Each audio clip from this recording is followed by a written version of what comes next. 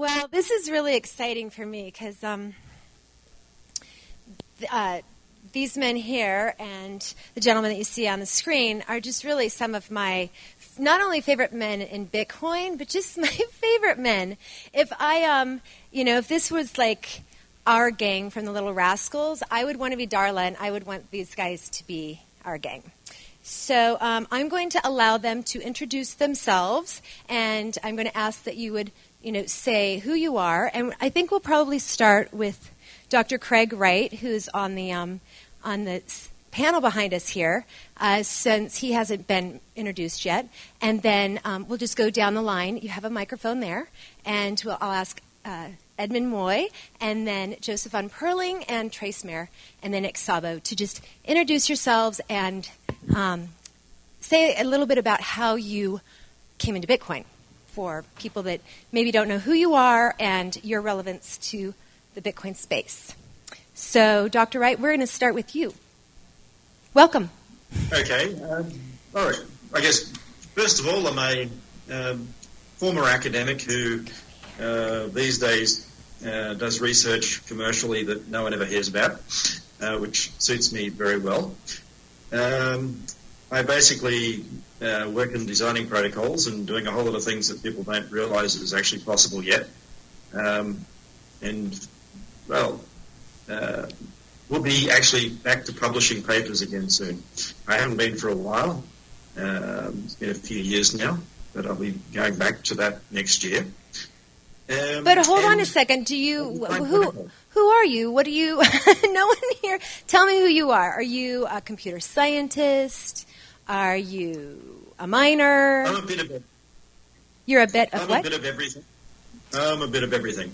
I have a master's in law from over here in Northumbria, in England. I have a master's in statistics, a couple doctorates. I forget actually what I've got these days. That's a lot of certificates. And how did you first learn about Bitcoin? I've been involved with all this for a long time. I mean, I try and stay. I keep my head down, but. Were you a miner? A long time ago. A long time ago. Awesome. And right now you're in London. That's where you're talking to us from, right? Well, thank you so much. Correct. Thank you for joining us. And I'm going to then go to Edmund, if you don't mind. Thanks, Eddie, for coming. Absolutely, Michelle. Wait, let me see your socks. Let's see. You were supposed to wear white socks because you were in trouble, but okay. I wore skull and crossbones for you, though. My name is Ed Moy. I had the honor and privilege of serving our country and you, because you're part of our country, as the Director of the United States Mint. And as such, I made our country circulating coins, our precious metal bullion coins, and collector's coins during that period of time. How I got involved in Bitcoin was when I got at the Mint, our strategic planning and analysis unit was non-existent. So I really ramped that up because I needed to figure out what the Mint's course was as electronic transactions were growing. And in 2009 was made aware in my briefings that a white paper had come out. In 2010, the first Bitcoins came out. And then I forgot about it completely until 2013 when Bitcoin kind of hit the public consciousness. And as a former Mint director, I was called left and right to do interviews on what I knew about the topic. And then I also just reflected back that I had heard about this first in 2009. So I view myself really as less of the Bitcoin community and more of mainstream, but I can serve as a bridge to take these ideas to the mainstream, whereas not many people in this ecosystem can do that. So, should I just start, or you want to ask me questions already? Well, no, you're going to tell us that you're Joseph VaughnPerling and your how you got into Bitcoin and kind of what you're doing. Okay, so Joseph VaughnPerling, that's my name, and I got into Bitcoin pretty early, right? I think with most of the folks in this room. Probably the reason I'm on this What's panel. pretty early? We can 2010, 11, yeah, no, 12, I'm not going to go 13. into dates and all that, and not in this forum anyway. Probably the reason I'm on this panel, though, is my involvement with the Bitcoin Specie project, which was an outgrowth of the New Liberty Dollar project, which the Honorable Ed Moy had the notable distinction of causing the failure of this of the Liberty Dollar project. Woo! There we go. And sending a wonderful gentleman, an American hero, an American treasure, Bernard von Nothaus, into the poorhouse. Really, the government, due to a letter that came out over the Honorable Ed Moy's signature, caused a prosecution of this fellow and shut down the Liberty Dollar project pretty much completely, and put this wonderful man in his 70s at risk of about 20-some years in federal penitentiary, and seized quite a number of tons of gold and silver, private minted, voluntarily exchanged coins. He would bristle if I called them coins, because that was a bone of contention in the case, right? But in fact, that's kind of what they are. And as an opportunity to one-upsmanship our wonderful former director of the U.S. Mint, I'm going to be giving out free samples to a few of my friends here. And this is a new Liberty Dollar.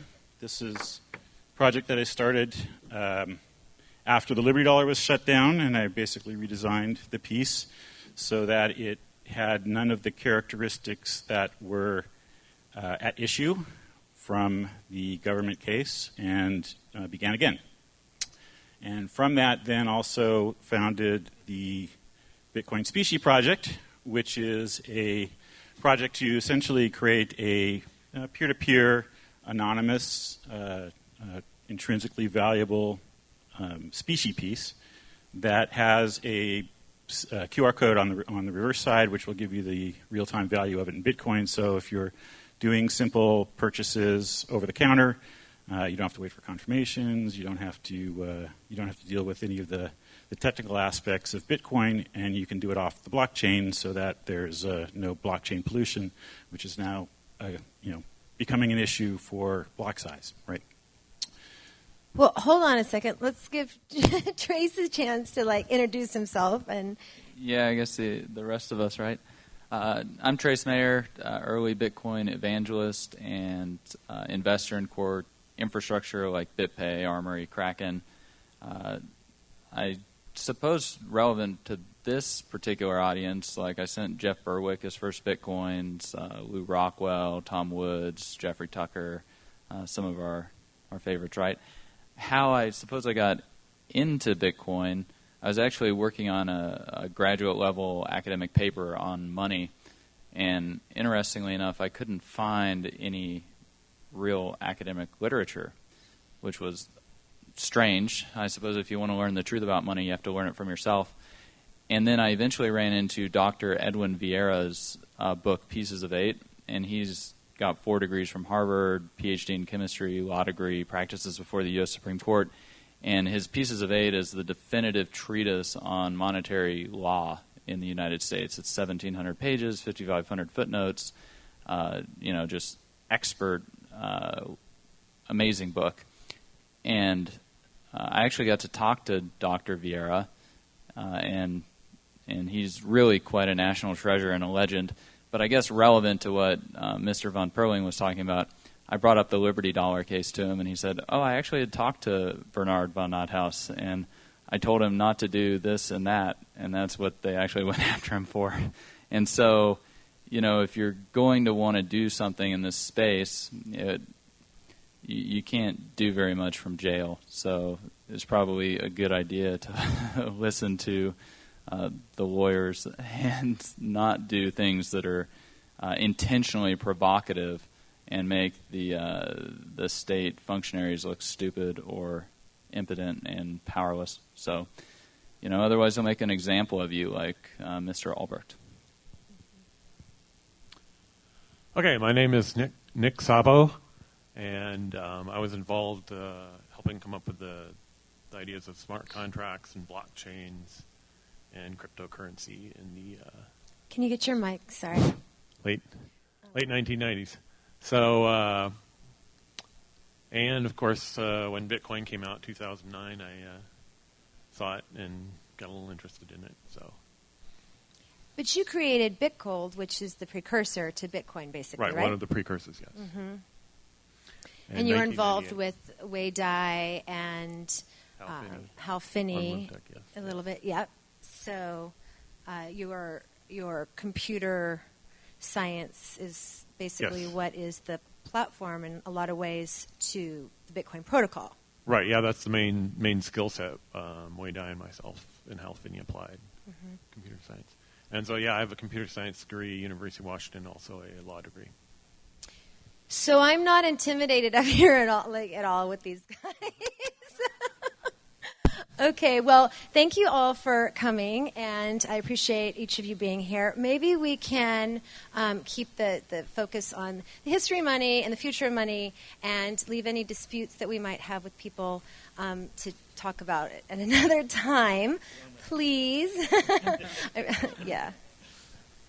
So we've had some really interesting conversations, but so how this panel kind of started was I saw a podcast that Trace did it was Reinvent Money at the time, wasn't it? Because they've changed the name of the podcast, and I really happen to like that one. And there were two things that you said and you repeated over and over again. You talked about monetary sovereignty, and you talked and you had this other term that I hadn't heard that I think you've used or coined or whatever is higher Bitcoin. So can you please just tell me a little bit about what you mean by higher Bitcoin? Yeah, so whenever we want a particular job done or we're looking to provide some type of utility to ourselves, you're all sitting in chairs. Like, why did you hire a chair to sit right now instead of a couch? If we look at products as we're hiring them to do a particular job, we need to figure out, well, why are we hiring Bitcoin? Like, what job do we want it to do for us? And I think that the real solution that Bitcoin adds is because of its distributed nature, its censorship resistance, its immutable persistence, all of its ability to be transferred over a communications channel, all of those things give us a tool for monetary sovereignty. It gives us a way that individuals can hold the private keys to their own wealth. And that, I think, is a very empowering technology. It has an ability to change, fundamental economics of the system that we're in, and then, as a consequence, we as a society have to reorganize how society we interact with each other. And so, I think it's important for us to keep in mind, why are we hiring Bitcoin? I mean, do we really want it to make microtransactions and free faucet transactions, or do we really want to fundamentally change the world by having the private keys of wealth held by individuals and being able to transfer large amounts of money without having to go through central third parties?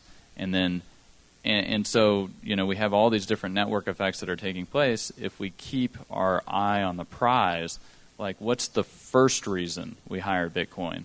And then, that takes priority over the second or the third or the fourth or the 10th reason for why we're hiring Bitcoin.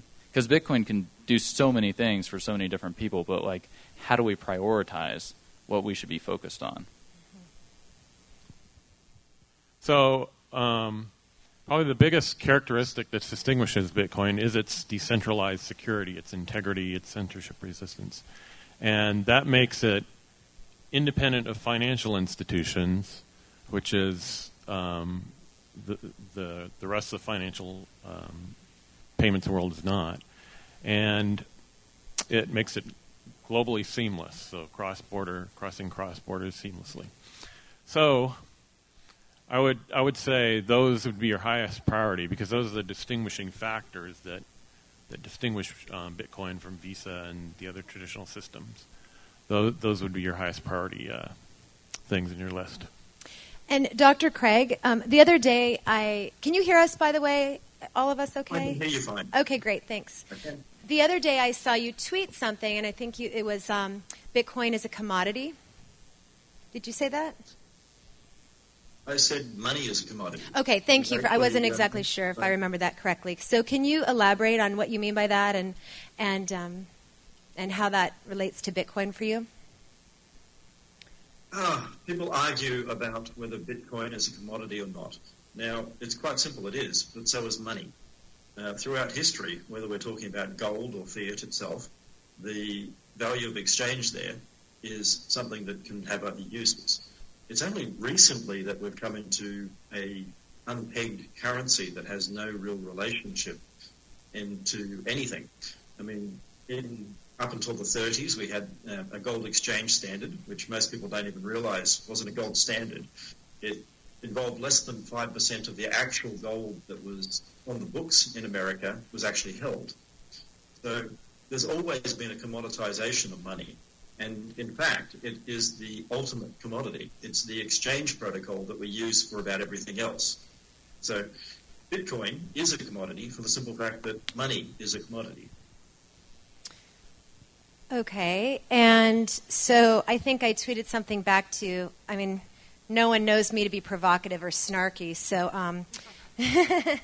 but as you said, there's been a discussion over whether or not it's a commodity or a currency, and that's primarily been for the purpose of taxation and such. And I think I said something to the effect of, oh, so it can therefore be taxed as a currency and a commodity, and you said neither. So how is it that you feel about, obviously it's a peer-to-peer currency and protocol that you don't want government involvement in? I'm not, I mean, that's looking at it too small. Obviously, unfortunately, not many people seem to have knowledge of assembly code or forth or anything like that anymore. And I listened to one of Nick's earlier talks, and he was talking about the limitations. But in machine code, there's none of these limitations. And in fact, we have a rather rich instruction set in Bitcoin. It's just not well defined yet. And then the next part is we have the Ethereum going out there saying we need to build a new stack because we can't loop. But no one seems to realize that Forth actually does loop. You have to use a separate control stack. It's not like a lot of code forms where you actually have a single stack. Forth and Forth-like languages use a dual stack architecture. So everything that we're talking about in derived contracts can actually be done directly in Bitcoin and the Bitcoin protocol. It's just going to take time for people to understand it. Since you mentioned Nick, then I'm going to allow him to respond to that. You need your microphone though, sweet, or the water.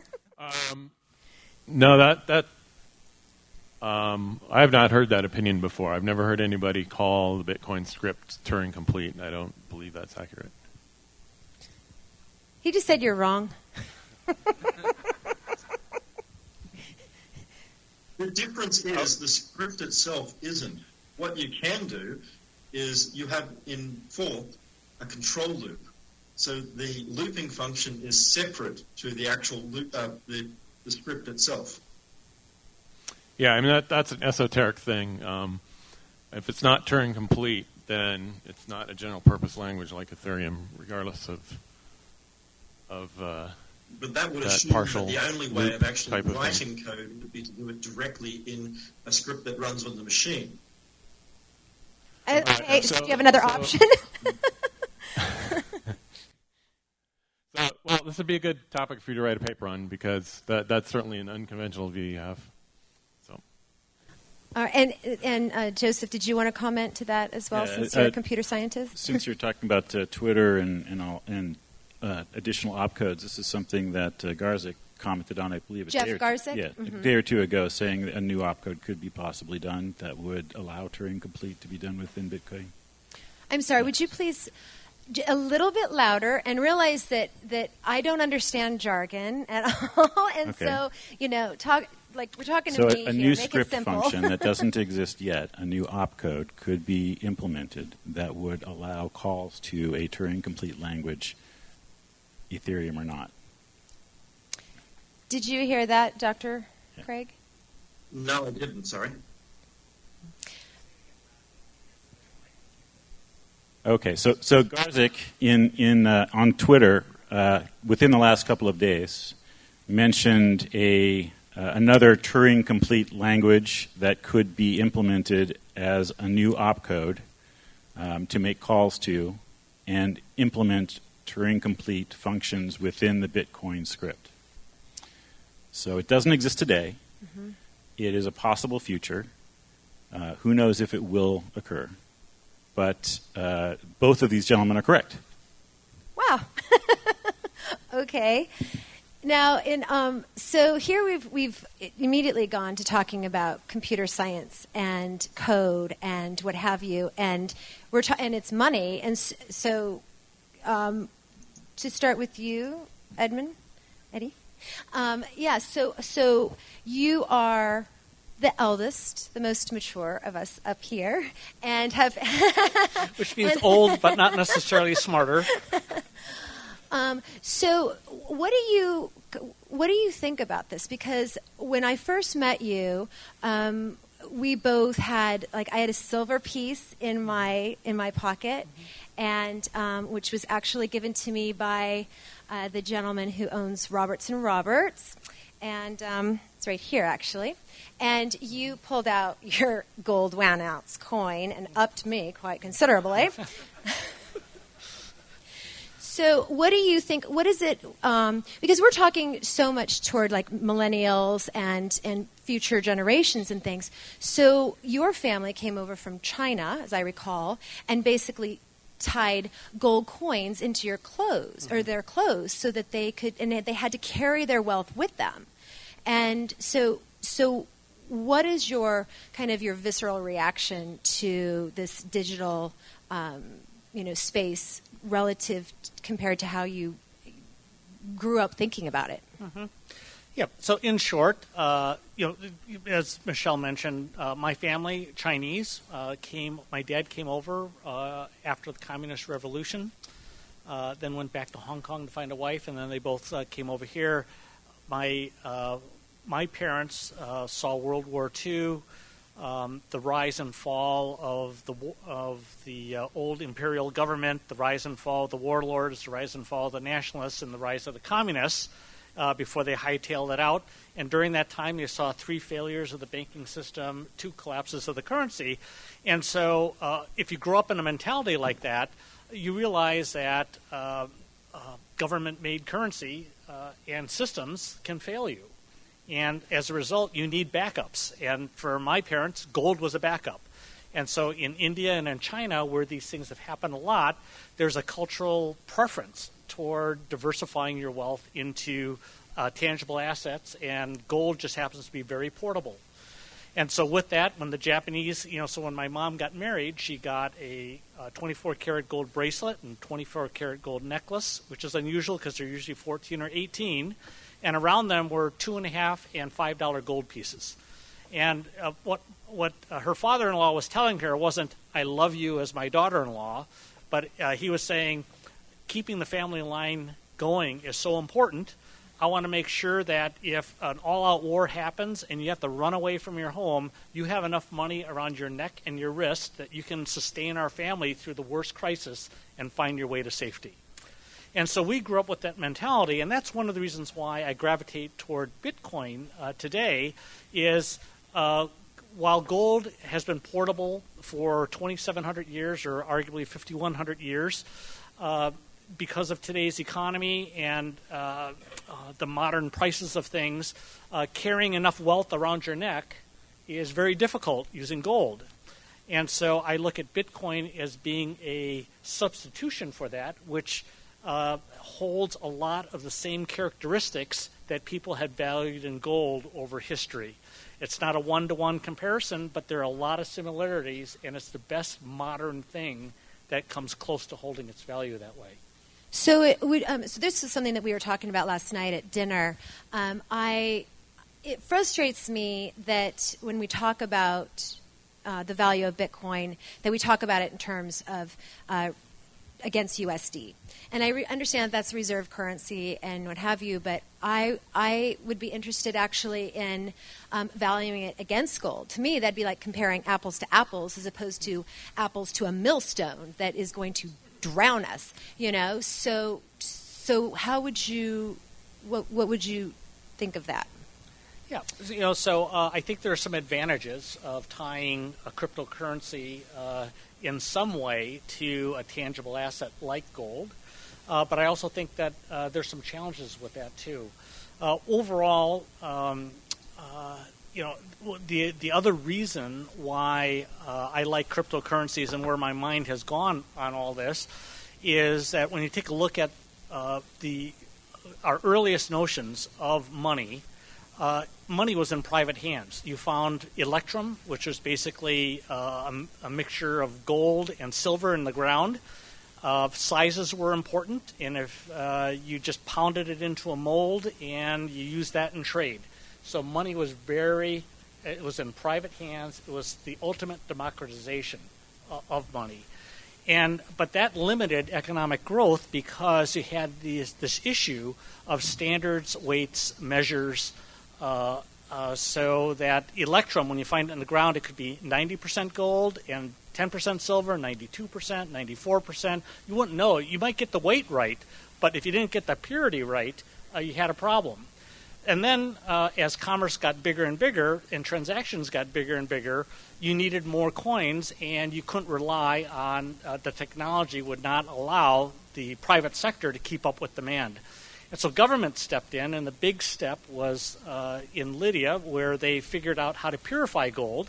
And once they purified gold, you already had weights and measures down, and all of a sudden things started clicking. Well, I see Bitcoin as the improvement in technology that allows money to be privatized again, back where it should be, because it's my belief that one of the main uses of money is economic transactions. Why is government involved in economic transactions? Except Hallelujah. Except the ability to tax that transaction and get their income out of it.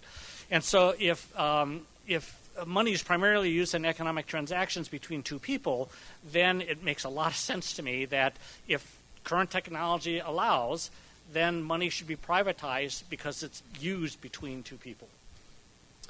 Okay, and who was the speaker yesterday? Oh, Chris Odom. Chris, are you somewhere around here? Oh. Anyway, so I think he's somewhere. I can't see him. But anyway, so he said something yesterday that I really appreciated. I get so feisty and so fired up because of all the oppression that's going on with the government in terms of Bitcoin and in terms of our money. And to me, having ownership of your property is directly key to being human and exercising your humanity. So he was so great to remind us that the cat's out of the bag. All right. So it's whether or not the state and government can actually keep up. So what do you think, Trace, in terms of, because you actually have businesses that are viable within this space, and so you know more about that. Yeah, so I mean, one of the reasons I seed funded Armory was I wanted people to have the ability and the power to hold the private keys of their own wealth. I think that's a very important thing to do ideologically. I think also, we look back over history's long journey from the swamps to the stars, and there are a couple key figures in history. There's Isaac Newton, developed the gold standard. There was Christopher Columbus, just driven by something to eventually he unlocked the key to this new land by discovering the trade winds. It made it economically possible to build out this new country.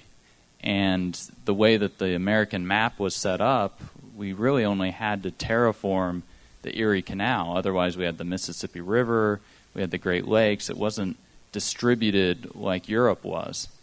And all of that wealth that got created from building out this new land, it flowed through Manhattan and then to the rest of the world. And so when we look at what Satoshi's done,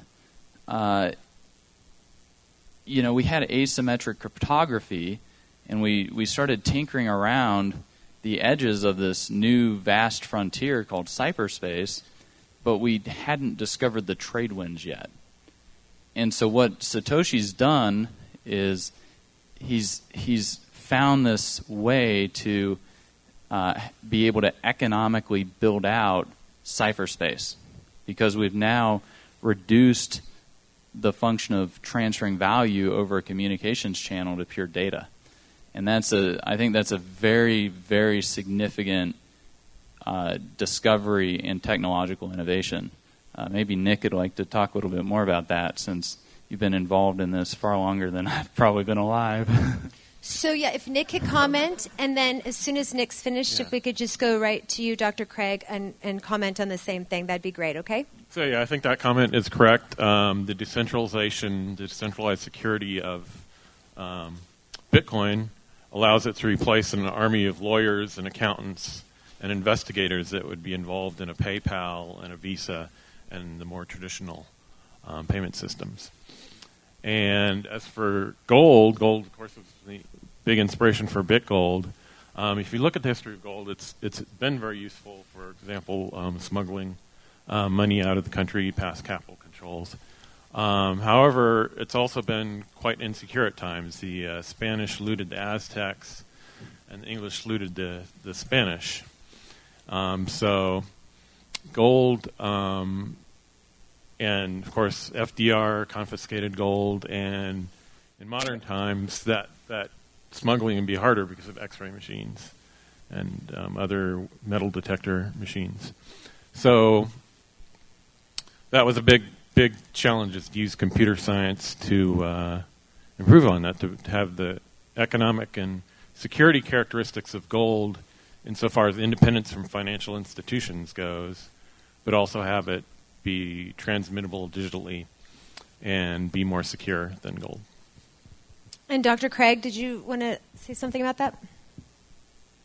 I think everyone continues to think too small. I mean, the homomorphic properties of ECC basically mean that we can exchange a cryptographic key, a symmetric key, and encrypt documents, load those, store them as a function that we can relate to on the blockchain itself.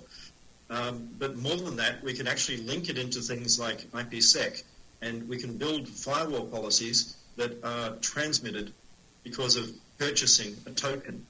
And by tokenizing all these things, by tokenizing access, we can then take our access via the blockchain, shared keys, and because the nature of ECC, we can actually have your public key by my secret key equals the value under point multiplication, point addition of the opposite. So my public key by your secret key, we can take a hash of that, use a deterministic function, and then we can actually find a shared hash that we can both recalculate.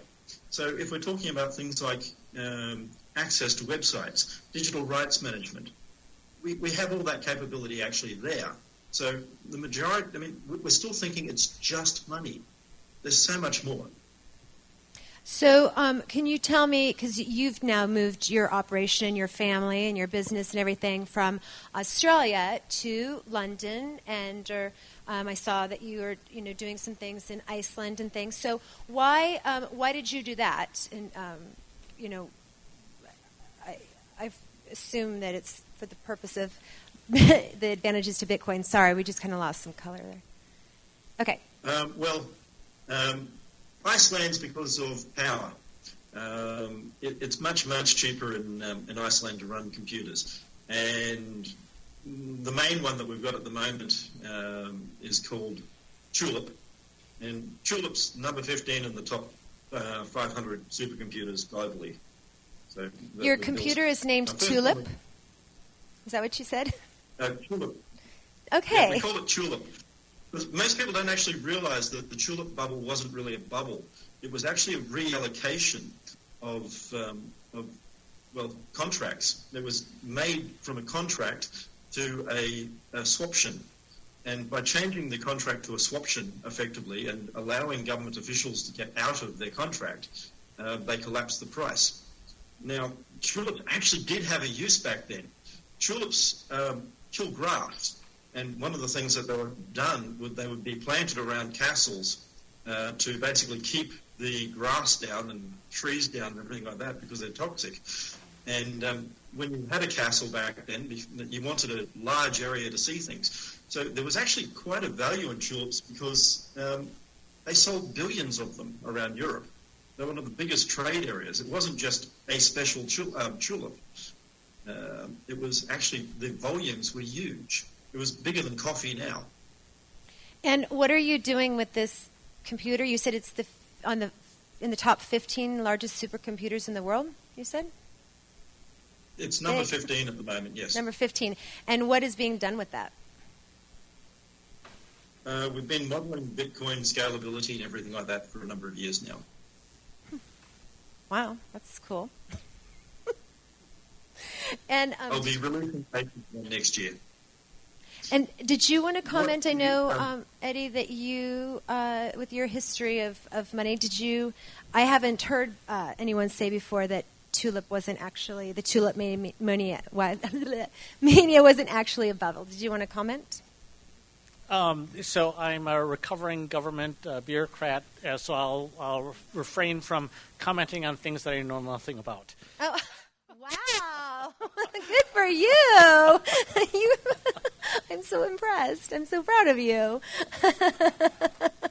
So now, can you tell me what you're doing, Nick, with we talked a little bit about how you got into the space and what you think about it, but or what you're doing right now to push forward with Bitcoin or cryptocurrency now. Right. So working on putting conventional assets on the blockchain. Now, right now, this is done with colored coins, which trust minimizes the transfer of ownership. However, that does not do anything for the cash flows. You're still fully trusting in a kind of Mt. Gox style in your typical Bitcoin setup. And so what we're working on, Donald McIntyre and I, is trust minimizing the cash flows off the blockchain. Okay. So I know that I don't know if there are any people who'd like to ask questions, but I want to be respectful of the time and everything so that I can budget the rest. Does anyone have any questions that they'd like to ask? Or you do. Okay, this is Stephen Michaels, and I'd like to address this question starting with Dr. Wright, and then maybe just go down the panel. So I'd like to hear each panelist's response. And it's a twofold question. The first question is a quick commentary on the short history of Bitcoin thus far as how it's been able to overcome its challenges. And I recognize it still has challenges. So just a quick commentary on the history. But then also if you can share your view, and I know some of you have commented on this already, but if you could share your view on the future of Bitcoin as you see it, where you see the greatest opportunities, the greatest challenges, and where maybe we as an audience or users or owners of Bitcoin, how we can help push that forward to really help develop its full potential. Did you hear the question, Craig? I'm going to start here, but did you hear it? I heard it, yes. Okay, so go ahead. So, right, basically, where people are going wrong is they're separating transactions. CoinJoin is used commonly for anonymizing things, but there's no reason why you can't have both sides of the transaction. So in an exchange, where we're doing a redeemable, collapsible contract built into the actual transaction, what we should be doing is having multiple layers. It should be, I'm transferring something to you, but you're transferring to me in a single transaction. And the technology, it's nothing new. This is actually part of the original 0.1.0 protocol without any changes. So we have to start thinking differently about how we're doing it. What we need to do is have an integrated approach. We need to start using the technology the way it's really meant to and stop thinking about how we used to do it. You don't hand me something, I hand you something. We both do it simultaneously. That's the beauty of this. And Nick? Yeah, there's definitely a lot of potential smart contract applications in Bitcoin and Ethereum, and in putting Ethereum as a side chain, Sergio Lerner's project, Rootstock, and potentially also new opcodes in Bitcoin as well. So, yes, I agree that smart contracts are huge. What do you think the challenges that we're facing right now are in Bitcoin? So, the last mile challenge for cross-border payments, it's very easy to get across borders, but getting the last mile back to the local currency tends to add most of your costs of the original transaction back. So that is a challenge. And but the biggest opportunity I think will continue to be cross-border applications, payments themselves, smart contracts, and other financial assets on the blockchain. I'd say that our biggest challenge is probably that we're working on too many science projects and not focused enough on the business. At the end of the day, freedom, privacy, all of these things, I think that they're going to become increasingly luxury goods that you have to be able to afford, and you won't just be able to free ride off of other people and what they're provided in those senses, whether it's the founding fathers with the Constitution or other stuff. So having that monetary sovereignty and that financial independence will give you the ability and the power to then purchase or acquire the privacy or the freedom or the other aspects that you might want in your life. And if you're not able to afford it, then you're just not going to be able to enjoy a life that has something like that. And so I think it's very important that we have the financial acumen and apply it to actually be able to acquire these things. Just kind of is what it is. It is what it is, indeed. That sounds so ominous. Okay. Thanks. To speak up, right.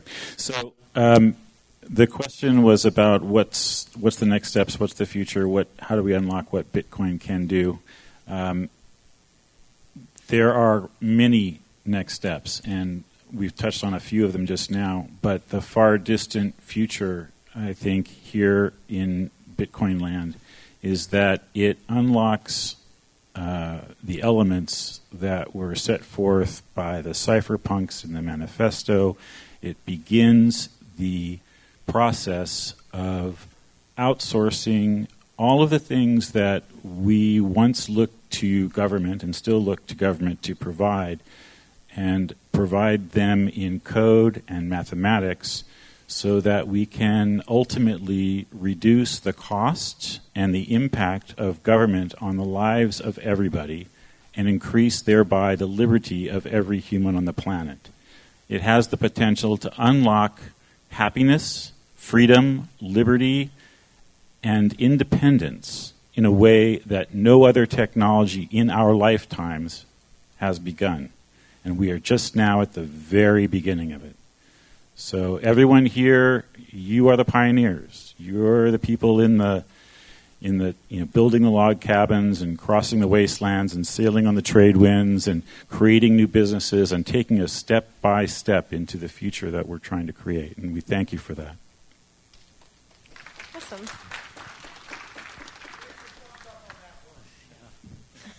Thank you, Mike Dupree. So I'm going to maybe offer an alternative opinion here. A lot of what we've been discussing has been challenging for me, interesting. I've learned a lot being with you. But when you talk about the challenges of Bitcoin, ultimately being a free market person, Bitcoin will rise when the utility of Bitcoin exceeds that of its alternatives. Bottom line. As what Trace was talking about, why would you hire Bitcoin? And the biggest challenge I see with Bitcoin right now is in developed countries where all of us come from, there are a lot of alternatives to the services that Bitcoin can help expedite and make better. And the greatest need for Bitcoin and where it's being adopted at a much faster rate is in other countries where they have major problems where they don't have alternatives. So in Venezuela, when your currency is crashing, people are escaping to Bitcoin. In Greece, when their debt problem is killing their country and they implement capital controls, Bitcoin is thriving. When you look at African countries or countries that are too small to have their own physical currency, so there's about 90 mints in the world, 90 sovereign mints. There's 175 countries or 187 countries out there. Well, why don't these countries have their own mints? Mints are based on economies of scale, and so you have to have a lot of scale in order to make that mint work. And so when you don't, you subcontract out to a larger mint to make it for you, and that's a very expensive process. Or if you're in a very difficult climate, like a sub-Saharan nation, where it is hot and humid, that currency, its velocity might only last a month versus 14 months for the U.S. dollar. And so we might be focused on a very high esoteric level, and that's because we have the luxury of doing it, being in a developed country. But where the challenge is going to be is, I believe, how do you bring this to countries that really need it in a way that they can understand it and incorporate it and hire it to solve their problems. And we're not doing that jawboning in this room. So if no one else has any other questions, I know that Stephen does here. So, do you mind? Let's go ahead. Hi, would you go ahead and come on up here? And yeah. Can you say who you are and why you're here? No, not into the microphone. Why you're here, and also what your question is. My name is Julian Tosh. I kind of push Bitcoins here in Las Vegas.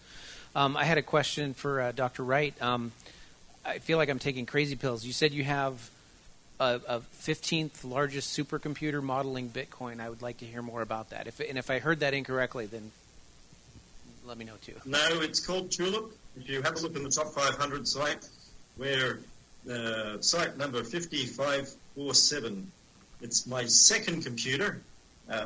Well, the first one was called Coin, and we're now building our new one, which will be in Iceland, which will even be bigger. If we do it right, we'll hopefully edge over the NSA this time. We were 3% lower in power than the NSA. 3% what? Yes, 3% lower in power than the NSA. Wow. Not bad for I think we're the only private supercomputer in the top 100. Congratulations. Right on. So Stephen's going to ask another question. First of all, congratulations on having that distinction to be able to say that. You've been tweeting recently about property, the nature of property rights, and so I'd like to maybe ask you to elaborate a little bit on that, maybe how Bitcoin plays a role in that, Dr. Wright, and then we'll go through the panel again, and I'd like to hear each one of them comment on that. Did you hear the question? Right. I did. One of the most fundamental rights as being human is the ability to own and trade property. The thing is, every other thing that we do, other than trade, is done by animals or plants or combinations of the above. There are tool-building animals. There are all sorts of things. What we do that is really unique is we trade. And to do that fairly means property. We need to be able to control our own freedoms. And the only way to do that is to basically have the right to property, to ownership, to transfer, to decide what we want to do. And that also means not telling people what we have. If we don't want to go out there and say, I'm a billionaire, or I'm running XYZ, or this is my life, I shouldn't have to tell people that. I should have the right to live frugally if I want to and invest in business without telling people that I'm a billionaire or that I'm a whatever, like some people have to these days, like governments try and make us. We should be able to choose how we live. And that's the fundamental right of property. And that means being able to dispose of property as we want, to be able to share it, to take it. And that's what it's all about. Once we get things where we have redeemable contracts, and we link them to the blockchain, where we can link money and goods, digital rights, ownership into something that can't be changed, a fundamental, open, honest, truthful asset, the blockchain. That's when we're going to see real freedom in the world. Thank you for that. And then go ahead, Nick, if you don't mind. Yeah, I agree with that. Secure property titles 1998 was the first version of that, and colored coins today allowing transfer of ownership. And that can apply, as the name implies, to all kinds of assets and property, not just Bitcoin itself. And the other interesting thing that I looked at quite a bit is integrating digitally controlled property into the blockchain, so that digitally controlled property knows who owns it. You can look on the blockchain and see who owns it, and it is securely programmed to guide its function accordingly. Yeah, I think the whole issue of property is a very interesting one. It raises lots of different questions. You know, Dr. David Bohm, who was at Princeton with Einstein, and Dr. Pribram, who's a neurophysiologist, had a theory about a holographic theory of the universe. And so I don't think we really understand how the universe even functions right now. And with blockchain technology specifically, it's very interesting that we're laying down new thought patterns that are cryptographically provable. Like, did Abraham Lincoln exist? You know, when we're thinking about our past, like, how can you prove it? And yet, you know, now the level of evidence that we're going to be able to have centuries in the future, we're going to be able to have videos and pictures, and they're going to be able to be hashed, and so we're going to have a much more solid, cryptographically, mathematically provable history or thought pattern that gets laid down much more solid. And so when we're looking at property rights and things like that, you know, when a government collapses or fails, like, those property rights can just evaporate instantaneously. And so we're going to have much more tangible property rights that are laid down through cryptographic and mathematical law, as opposed to just the laws of men. And that's going to give us a much more solid history of who owns what and how it's been transferred and things like that. Yeah, absolutely. I mean, the whole question of who owns what, it's stored in ledgers, and Bitcoin is the best ledger that's come across yet.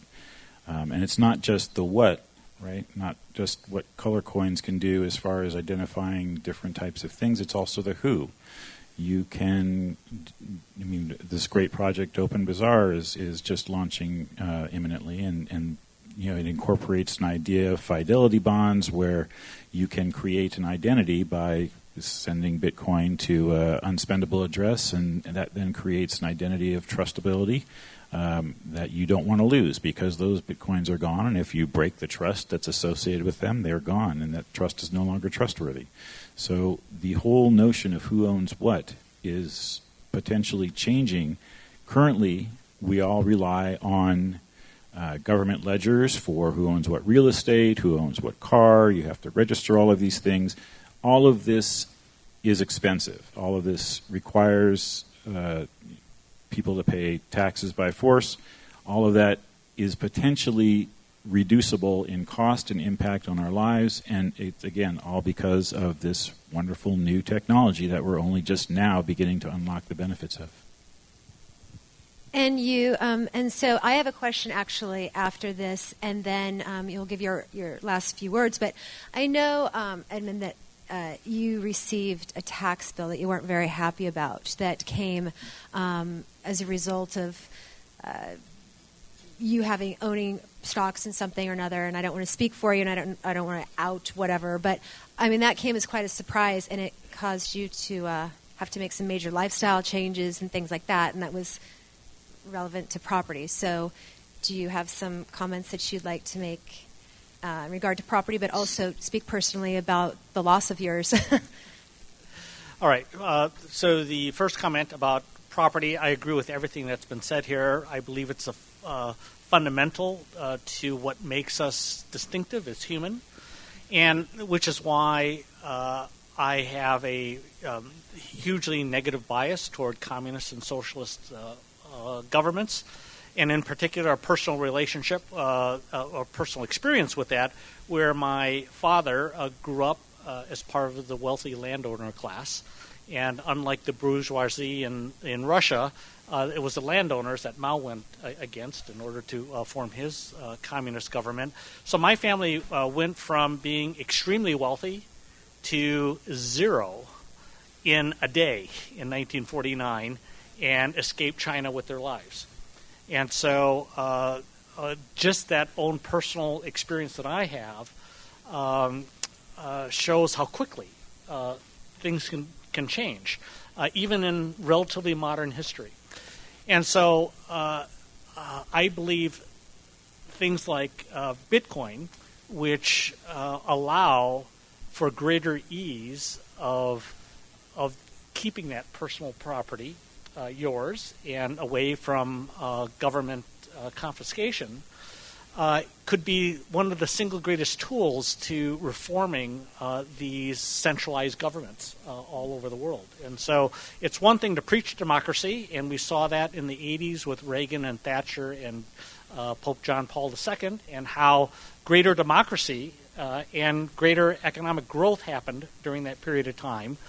And I believe that the technology of Bitcoin is going to be integral to the next movement of freedom, because it has to work hand in hand, private property as well as liberty together.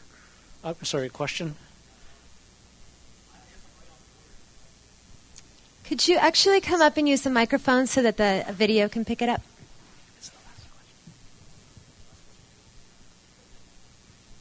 And 2 chairs for someone else wearing a suit here and a tie. So, yeah.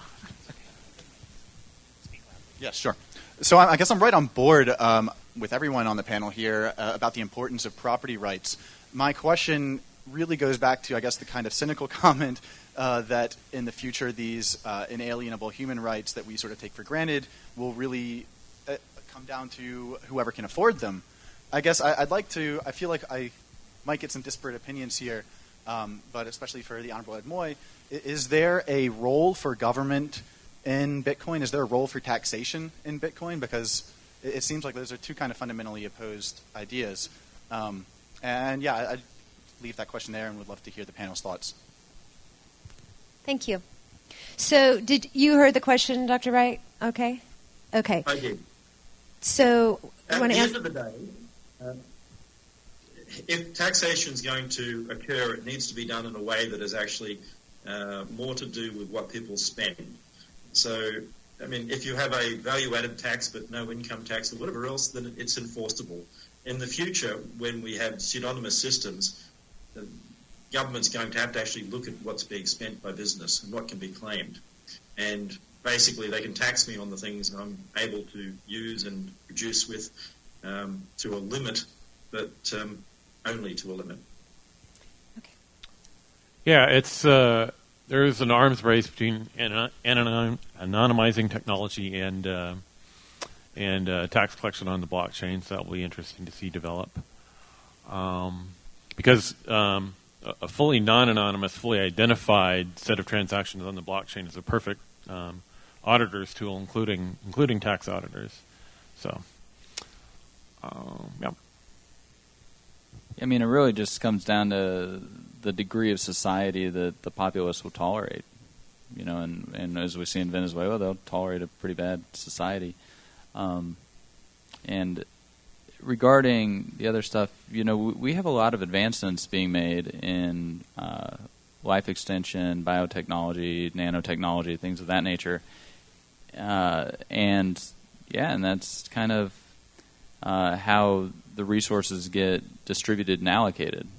And unfortunately, I think that particularly, like if you go look at one of the 2009 Nobel Prizes in biology that has to do with telomerase, I think that technology could actually be used to reduce lifespan to a commodity that could then be rationed. And so, and then once that happens, it can then become an additional choke point of power. And so, you know, it's and that's how people that have these nightmarish tendencies, they seek towards the power centers so that they can work out their nightmares on everybody else. And so, as long as we as a society tolerate power structures of a sufficient size, then we'll continue to have the nightmares. Otherwise we're going to hopefully get over it. But I don't know. We got 7 billion people that are all contributing to the way that we organize society.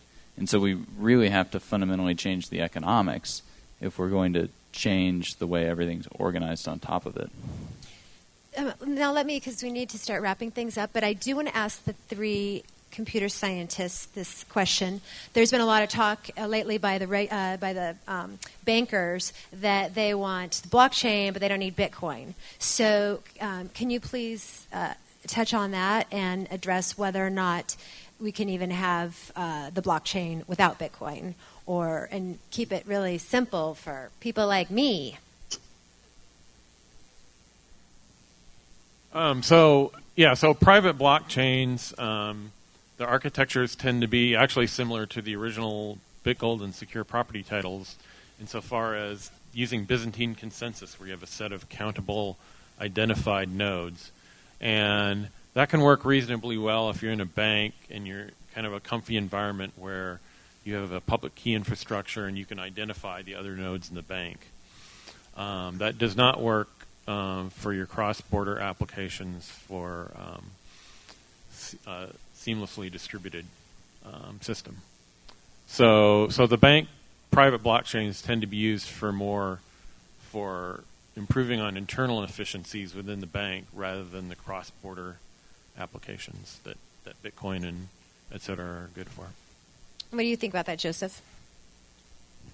Well, banks have a lot of things that they're misguided about. One of them may be the applicability of blockchains to the environment.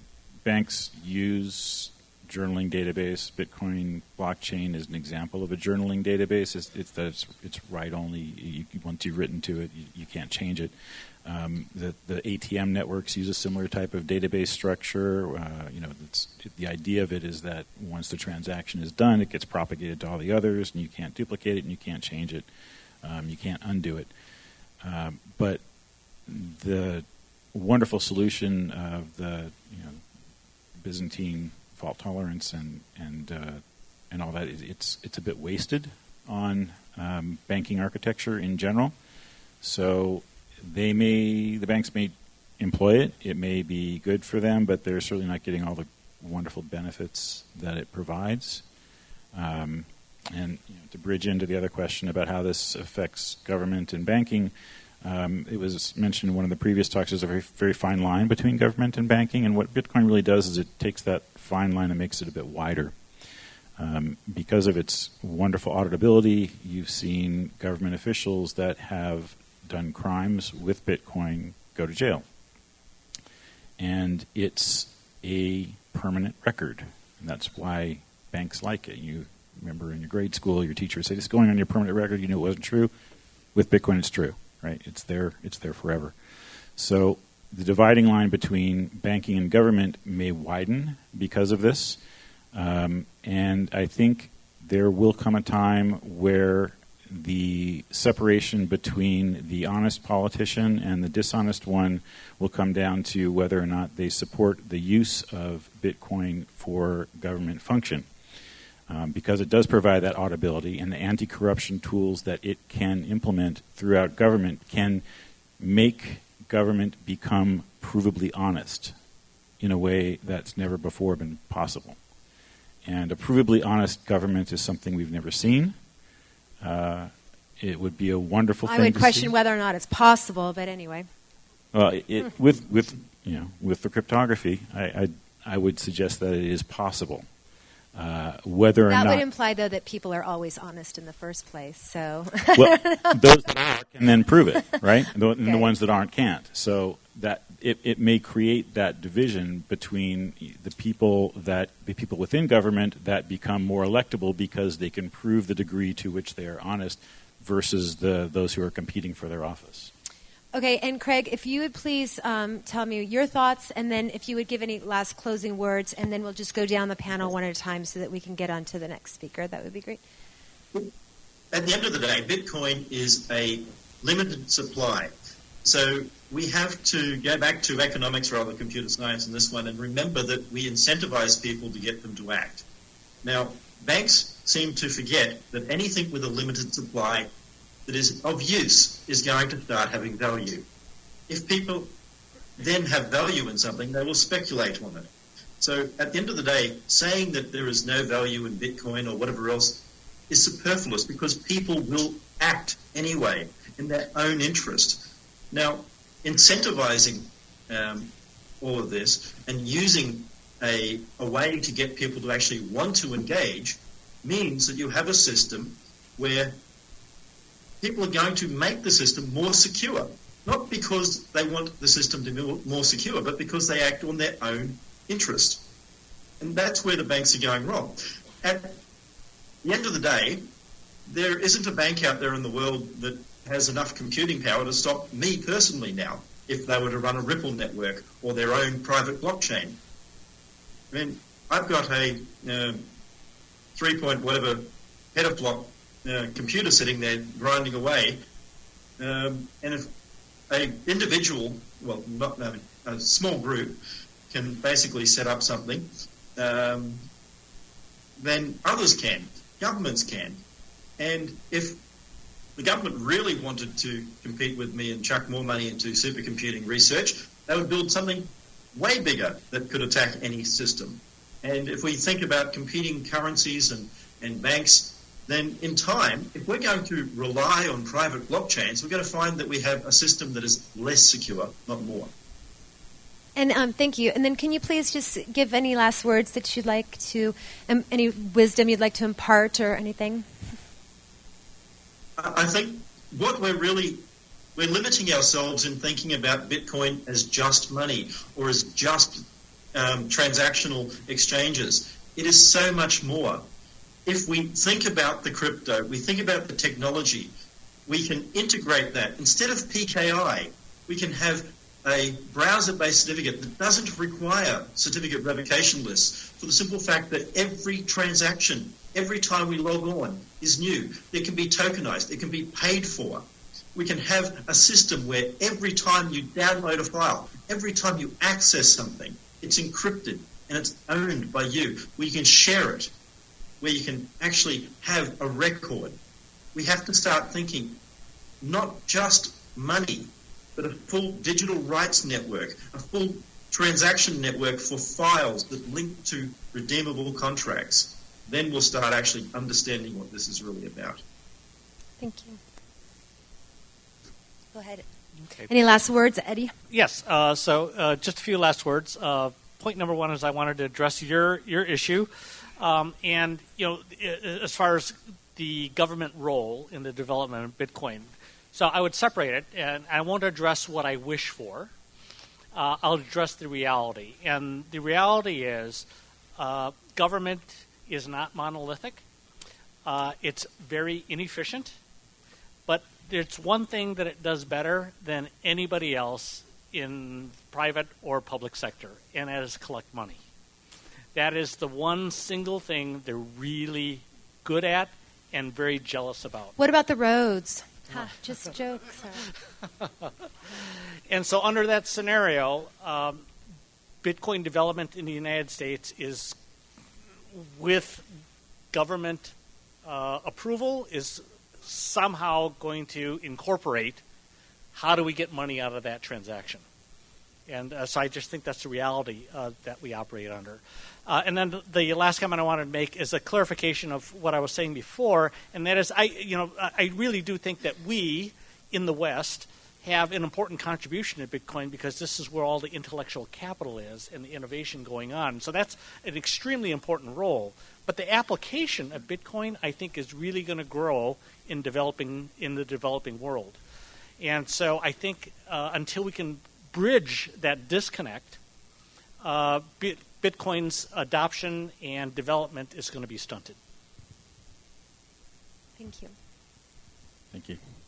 And I also want to thank the crowd of people assembled here and all the people who may see this at some point in video for your attention and your efforts, and would like to challenge each of you personally to look at your life and visualize what is possible that you can do to make some of the things that we're talking about here today come to pass. You can do more than you think you can if you only try. Yeah, I really like Steve Jobs, and he said one of the things he realized was, if I put my finger in here, I'm going to affect the universe over there. And he's like, I can actually make a difference. And boy, did he make a difference, right? And Dr. Vieira, he said, the fight over gold and silver are not merely commodities, but they're essential checks and balances in the political machinery. Thus, the fight over gold and silver isn't about money or just making money, but it's about whether individuals will control their own lives or whether their lives will be controlled by the elites. And, that's really what I think we need to keep the eye on the prize, because we need monetary sovereignty. And now, more than ever, there's actually a market demand for monetary sovereignty. Freedom is becoming increasingly profitable. So if you can find a way to sell freedom as opposed to selling tyranny, I think that the economics of asymmetric cryptography and the economics of the information age and the force multiplying effect of the tools that we can use, it's getting increasingly profitable to sell freedom. And also the impact that a single individual can have is tremendous. During the industrial age, the machines that we built, they multiplied the power of our muscles. But in the information age, the tools that we build, they multiply the power of our minds. Imagine if Isaac Newton or Copernicus, 190 IQs, had the ability to multiply the power of their minds and affect everybody in the world with the tools they build. Or Johann von Goethe, 215 IQ, 3 times the working vocabulary of Shakespeare. Think of the impact that they could have on shaping the destiny of everything. And so just like Alan Turing said in The Imitation Game, we get to make the choices because we're the only ones who can do what we do. Wow, so I definitely agree with those inspiring statements. An interesting thing to look at selling, marketing Bitcoin is that because of the network externality effects and because money goes in cycles, it really pays to market to groups, to sell to groups rather than individuals. So to go back to PayPal's history, PayPal started as a private centralized currency. That didn't go anywhere. Then they pivoted to a payment system on Palm Pilots. But since so few people had Palm Pilots, that the chance of like a group getting together for dinner, being able to all pay on their Palm Pilots was really small. So they didn't have the network externality. So what they did is they discovered a community on eBay, group of small businessmen who couldn't get credit card merchant accounts, but they wanted to sell stuff on eBay. So that was discovering a community, discovering a group that you could market to that was a secret to PayPal's success. And I believe also a secret to Bitcoin's success.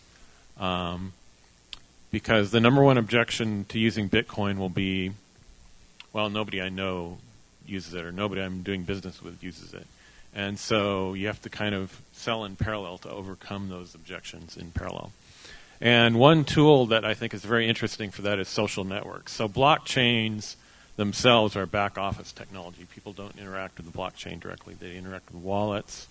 Or in the case of change tip bots, for example, they interact with a social network.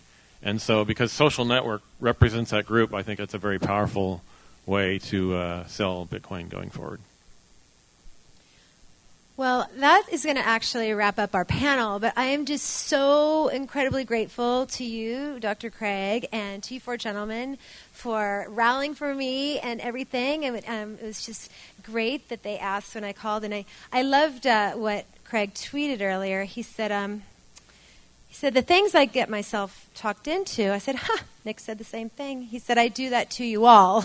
So thank you so much for being willing to come, and for Stephen, this opportunity and everything. And I'm really proud to be up here with you guys, and thank you so much. Really, it's great. Thank you.